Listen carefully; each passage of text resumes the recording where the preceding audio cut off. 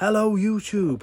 As per popularly requested yesterday from my video with my mother, everybody said in the comments section, yes, you should absolutely do a a showcase of all of your watches that you have in your collection. So, without further ado, I shall show you all today. Let's head on into my room, which first off is a little bit messy at the minute, but don't worry too much about it. Here we have my lovely shelf I built for my watch collection. I've got all my watch boxes at the back and my main watch box with all my watches in at the front. So let's take this to begin with over to the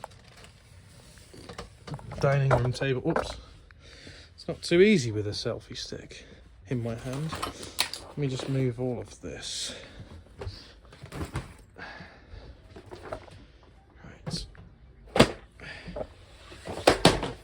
Everything's falling. You can tell that I did not pre-record this with a script and a plan, just by how disorganised it all is.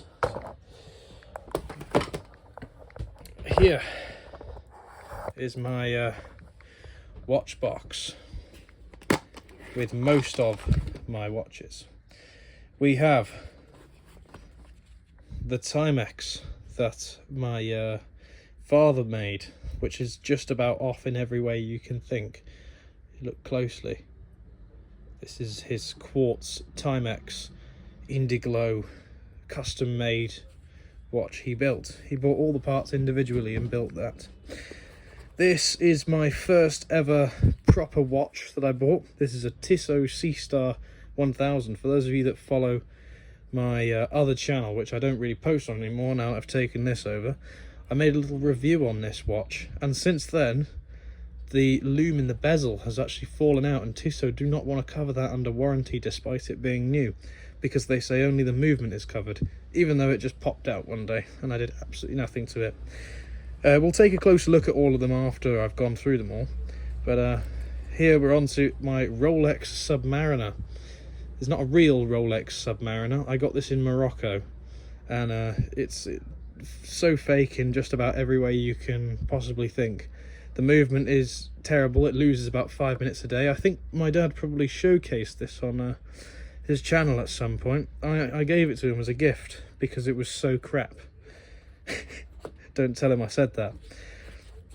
This here is not my personal watch, but I keep a hold of it. This is a Zenith automatic watch. This was actually given to my either grandfather or great-grandfather. It was from 1971, I believe. It's to represent 12 years of service as a barrister. So this was the watch he got. He always hinted that he wanted the gold Zenith watch in the window, and he was very disappointed when this lady's watch was given to him. It wasn't the right Zenith gold watch. It was the cheaper one out of the two. Here's the watch I had on yesterday. This is my Bodery Voyager 100 meter. This is made of bronze. Sorry, not bronze. Yes, bronze, sorry. Bronze, with a lovely brown NATO strap and bronze sort of eyelets for the strap to go through. I have no idea what material the NATO strap actually is. It feels like some sort of fake leather in a sense, but at the same time not. And this is a watch off of Shein that I thought looked cool. It's a Pablo Reyes. I believe this one probably cost me about, I don't know, €5, maybe 10. I saw it and thought, oh, that's actually quite nice. And if you look at it compared to any of the other watches, for example the Timex, it's spot on, and I've not adjusted it in who knows how long, but you can tell that it's out because of daylight savings. If you just imagine the hours 1 hour forward, it's still pretty spot on. So not bad from there. Now there is one other watch that I couldn't fit into this box, one that I am very happy with, and it's my favourite one out of the lot, and it's still in here. It is not that one. This one. Also, I apologise for my camera work. I've never been much of a cameraman. Oh, those of you that are into watches know this logo. Let me put this down, angle the camera in a way that you can actually see. Down, there we go. Here we are. Whoa! That's just a ring I put in there. Take a look at this bad boy. The Tudor Black Bay 58. This is a genuine Tudor Black Bay 58. I don't really know how to confirm it, but like I've still not even taken the plastic off the case back because I don't want to scratch it. But everywhere else I've taken it off. You've got a serial number there, from what I can see. I've not really looked too close into this watch. I don't really wear it out that much unless I know I'm not going to scratch it. This watch runs people back, I think, like $4 with the metal strap. So yeah, I really do not wear this much.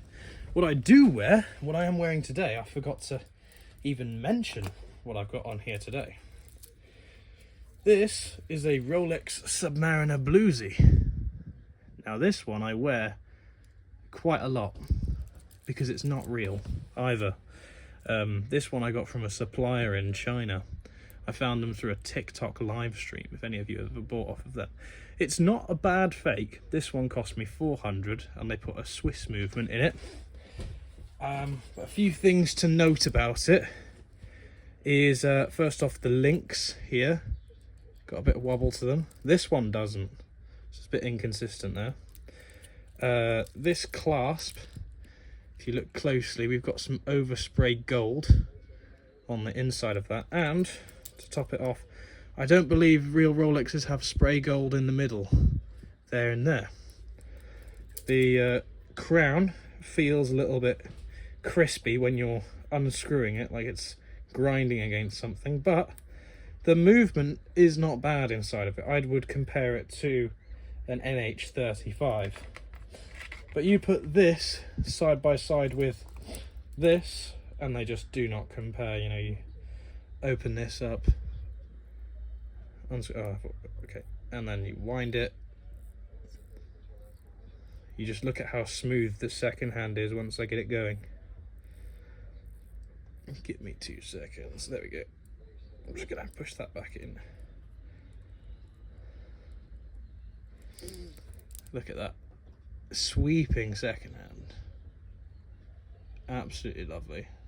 I love the domed sapphire. I love the vintage style, the bezel to it. It even has slightly more friction when you get to the 12 o'clock, so you can reset it exactly to where you want it.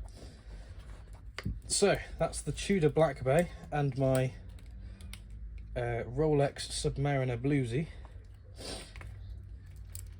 Let's move on to my other watches. I'm going to keep this on for now, as I was wearing it at the start of the video and I'll wear it at the end. Yes, let's start off with the worst one, supposedly. It comes with a plastic leather strap. When I first received it, this was completely straight and I had to put bends in it to make it look somewhat more natural. And I did wear this once. I've only worn it out one time. And it was when I was washing my bike with a bucket of soapy water. And it got condensation inside it, so it's not waterproof at all. Not in the slightest. But it still works. So maybe, I guess it's got some kind of waterproofing to it. But not bad for next to nothing. I wouldn't imagine the stainless steel on it's real, but it's nice and shiny, whatever it is. The Bowdery Voyager. First thing I noticed about this watch when it first arrived was how chunky the strap is. It sits quite fat on your wrist when you have it on. That was the key thing I noticed. But the more I looked at it, the more I loved it. The orange second hand, the offset crown, so it doesn't dig into your wrist. just the Arabic numerals around it. You've got 24 hours in the middle. You look around the edges, you've got the minutes. There's nothing not to like about this watch, in my opinion. I personally think it's one of my favourites, despite it not being massively expensive. So I'm going to do the strap back up on this, and we will go to the next one. I've just done that up way too tight. I forgot that's the size when it's on my wrist. I've got quite small wrists. I need to put it on here, as I don't remember what size it actually is, and I never do it that tight. There we go. The Zenith from 1971. This one has a bit of a nuance to it, as you say. It works. If I shake it, you can see, but I cannot wind it as the stem is rusted into it. My dad actually paid to get this fixed when he was alive, and he left it for 2 weeks on the boat, and it had rusted again, so it wasn't much use. You can see the second hand go round there. And I've even had the case back off of this. If you look at the case back, it says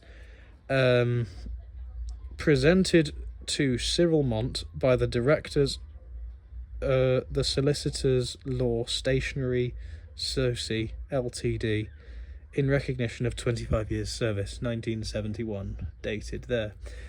I can actually take the case back off of this because, I don't know, it's just not on very tight. There's no O-ring with it. You can see the movement, and you can even see the rusted stem, which if I unscrew this crown, it will just unscrew the top of it, and this will stay exactly where it is. But it's a very beautiful movement, in my opinion. So you can wear this out. You just have to shake it like fuck at the correct time and on the correct day, and fuck you if it's a leap year. Not a leap year. A day that has not got 31 days in it. That's about as tight as I can get it with my fingers. Oh no, I can get it a bit more. There. That's as tight as it'll get. So I'm going to put this back.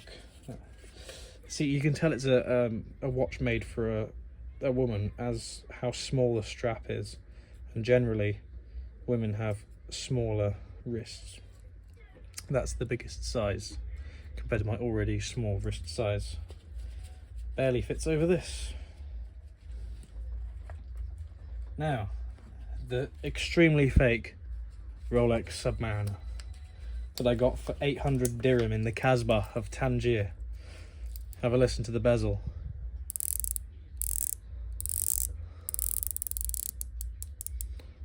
Compare that to this one.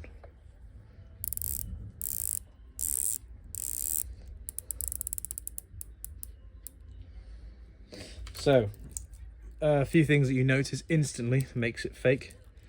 Micro adjustment, non-existent. Whereas this one, just like the real one, you can lift this, slide it up and down as and when you please. So you can make it smaller, you can make it bigger. I like to have mine right in the middle of the two, so that way if my wrist expands, heat or blood pressure or anything, it's all good.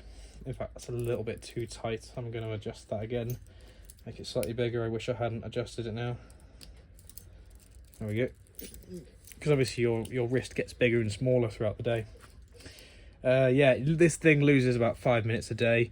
It does have a serial number on the bottom, but it does not have the engraved Rolex logo on the 6 o'clock position. And I don't believe it has a serial number inside the back of one of these links. Not sure if they do that. Oh, this as well. That's no bueno, as the Spanish say. And there's one link I actually super glued in place. Yeah, this one. Because it kept coming out. It didn't want to stay in, regardless as to how much I screwed it in, so the threads are ruined on it somehow. Yeah. That's the one that ended up as a gift for my dad, and he loved it because he's always wanted a Rolex, but he never wanted to pay the price for it.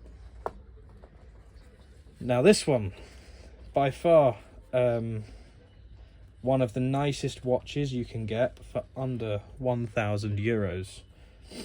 This one I managed to get for 700 Swiss franc in Geneva, which I could have had an extra 50 franc off if I'd taken the tax return, which I didn't because I couldn't be asked. You'll have to excuse the little bit of dirt I've got in the 50 minutes position on the dive bezel. It's got a lovely snappy click to it. There we go, back at the 12 o'clock position. It's not accurate to the time at all, but it looks nice, and we've got an exhibitionist case back. I don't believe this is sapphire, it might be sapphire, but it features the Powermatic 80 movement, which has a 80-hour power reserve on it, and this one's really accurate actually. I think it advertises something like 20 seconds a day offset, but there was one time I didn't adjust this watch for, I think it was possibly a month, and it was only out by about 15 seconds, something like that. I was very impressed with it actually. But yes, that is the Tissot Sea Star 1000. Give me a moment, I'm gonna do that back up, put that back. Now for my father's watch that he made. If you have a look at the bezel doesn't quite line up with the dial, and the second hand doesn't quite line up with the dial either. So the movement's out and the bezel's out, or just the dial might have been out. I'm not sure, but I've never been one to try and fix it. It's got a glow to it. You have to hang on. There, you can see it's got a glow. Bezel works on it, and this one, despite it not being that valuable to me, it's quite a valuable watch because he actually was wearing this when he was in the hospital on his way out, and I think that's very special. Not only did he make it, he went out with it, and that makes it the best out of the lot. So anyways, that is my whole watch collection as of now, which you know it will only grow from there. I haven't featured any of my father's watches as you know, he's got so many, and most of them are quite crap, similar to this, but ones he didn't make or anything like that. So thank you very much for coming with me if you've made it this far, watching my watch collection video. But yes, good night, and may your God go with you.